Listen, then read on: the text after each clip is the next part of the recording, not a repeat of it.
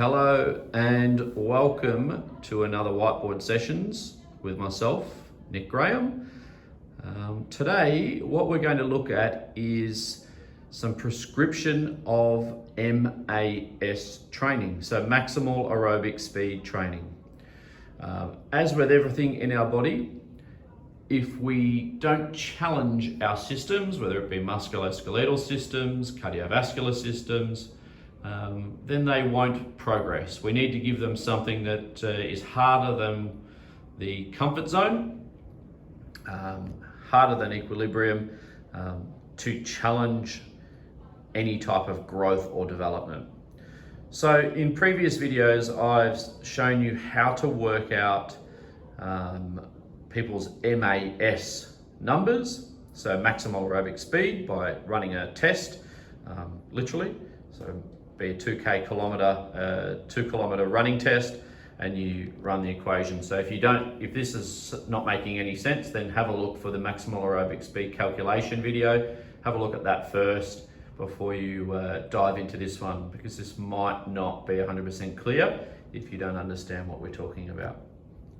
Okay, so prescription. We want our athletes, our individuals, to be able to do something that is more challenging than what they would normally do at a steady state. Okay, so this is going to be quick, efficient, and effective in terms of cardiovascular development. So also adding some anaerobic threshold increasement. The first method of prescription that we have, and on the board, we'll go left to right, and it's in terms of intensity going left to right. Okay, so the far left of the screen, we've got what's called long intervals. So it's still interval training, so it's not steady state in nature, like going out for a run, say for 30 minutes or something like that, or walking on the treadmill or bike. Okay, so it's something that's still interval training. So it's designed for you to be able to push harder than you would for a steady state. So you might run for the same amount of time, but the time that you are running is actually at a higher intensity for shorter chunks. No different to when we go to the gym. If we want to get stronger, then we need to bring the reps down and the weight up. So it's the same sort of principle that's happening here. Okay, so what we've got going on here, as an example in long intervals, is anything from about 90 seconds up to 300 is what is classified as a long interval. So short intervals are obviously 10, 20, 30 seconds, but these are 90 seconds and above.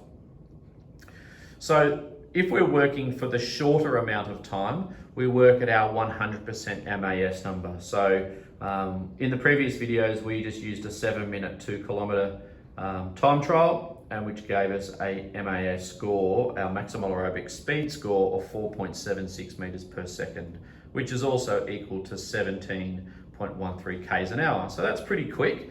So if we said to someone, we want you to do repeated efforts, for example, 90 seconds at 17.13 kilometers an hour, or 4.76 meters per second, and then have a rest. So they would actually run 428 meters. So it's pretty much, for this individual, it would be just doing repeat efforts of the lap of the athletics track, or just above that. So 400 meter athletics track, you could safely say if they're working that or getting halfway around the bend, then they're on speed.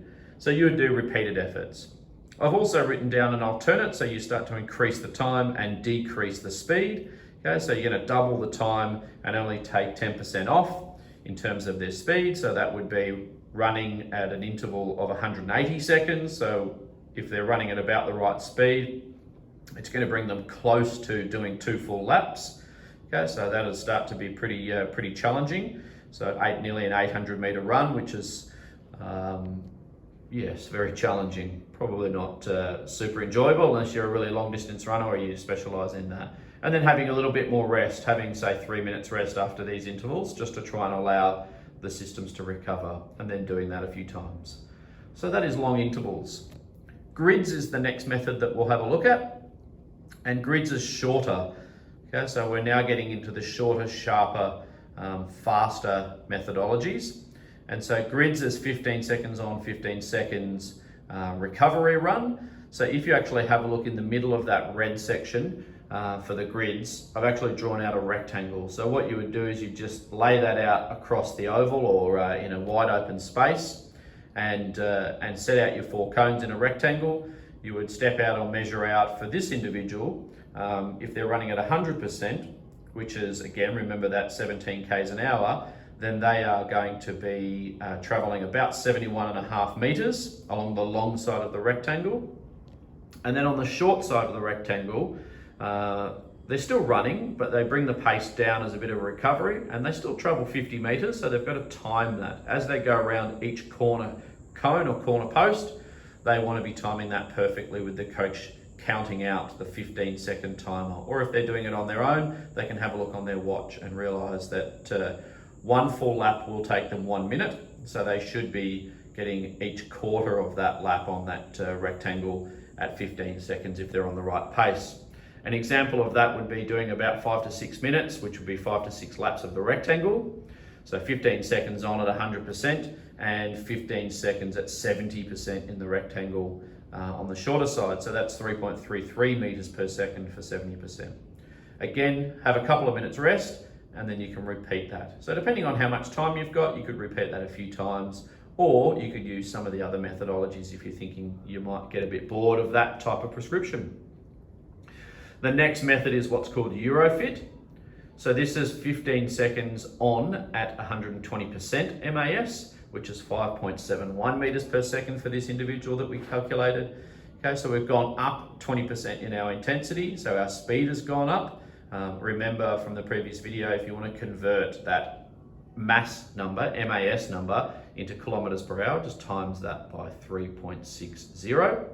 Okay, so what I've done there is just worked out the total distance, and it's 85.65 meters. So if you actually scroll down a little bit, you'll see just a very simple diagram or description, illustration of how it works. So you set out 2 cones, 85.65 meters apart, and the athlete simply runs at the right speed, which is 5.71 meters per second, for the allotted 15 seconds. So if they are on pace, they will reach cone B, so they'll go from cone A on the left to cone B on the right, and they should be passing through that marker at 15 seconds if they're on speed. They then have 15 seconds rest, so they just passive, just stand around and wait, and then they will repeat that. So for example, if they do 15 seconds on at 120% of MAS and 15 seconds rest, let's say they repeat that 10 times, and that'd be 5 minutes. Again, have a couple of minutes rest and then move on to the next set. Again, it could be repeating that, or maybe you go to a different methodology.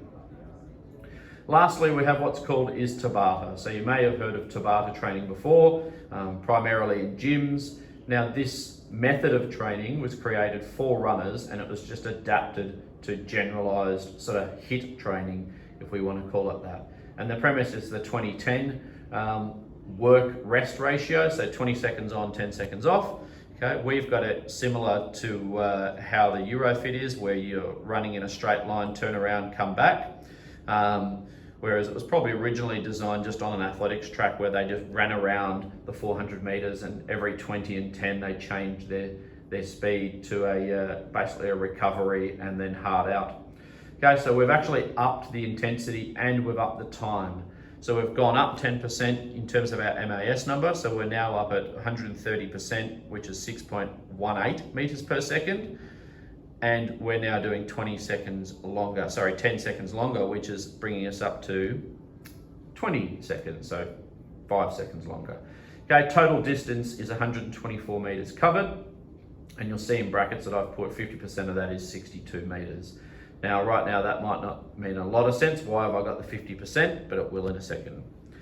Okay, so the real difference in this one is you've got a little bit more time, but you've actually got a change of direction. So you have to decelerate, go around a cone, and accelerate back up. So that part in itself is adding some complexity, some more challenge. So really you've got 10 seconds to get from cone A to cone B, and then go around B with no rest, and you get back to A in another 10 seconds. So the coach needs to be actually yelling out when you go around cone B how you're tracking for time. So if someone's on pace as they go around B, it'd be 9, 10, that's good. And as they proceed back halfway, you'd be hopefully at about 15 seconds and crossing the cone A in 20 seconds. You only have 10 seconds rest. So think about yourself doing this. If it's on the right distance, you've gone through cone A, so you've gone out around B, back to A, and you've actually got to decelerate. So you're not going to come to a dead stop, because you might roll your ankle or hurt your knee or something. So you actually got to decelerate. So you'll go past that cone A and then have to turn around and come back ready to start. Now you only have 10 seconds to do that. So you can imagine if the distances are challenging, by the time you slow down, turn around, walk back to cone A to go again for your next rep, there's probably not a lot of rest time. So this is actually a really challenging method. So it's the hardest of definitely the previous two. An example, as I've put there, is say doing about 3 to 4 minutes, which is 6 to 8 reps of up and back. Okay, so 20 seconds on, 130, 10 seconds rest. Repeat that by 8 reps and have a couple of minutes rest. You could repeat that once or twice, again, depending on how much time you've got for your workout. Okay, but they are 4 effective and well-utilized training methods for increasing aerobic power and cardiovascular capacity. And also in the process of that, you will get some anaerobic development, so increasing your anaerobic threshold as well. So yes, it's aerobic running, but there's also going to be a bit of anaerobic lactate being produced. Okay, so that is how to prescribe MAS, maximal aerobic speed training. So higher intensities, shorter distances, looking to get that overall increase in cardiovascular ability. I hope that was useful, and I look forward to giving some more videos in the future.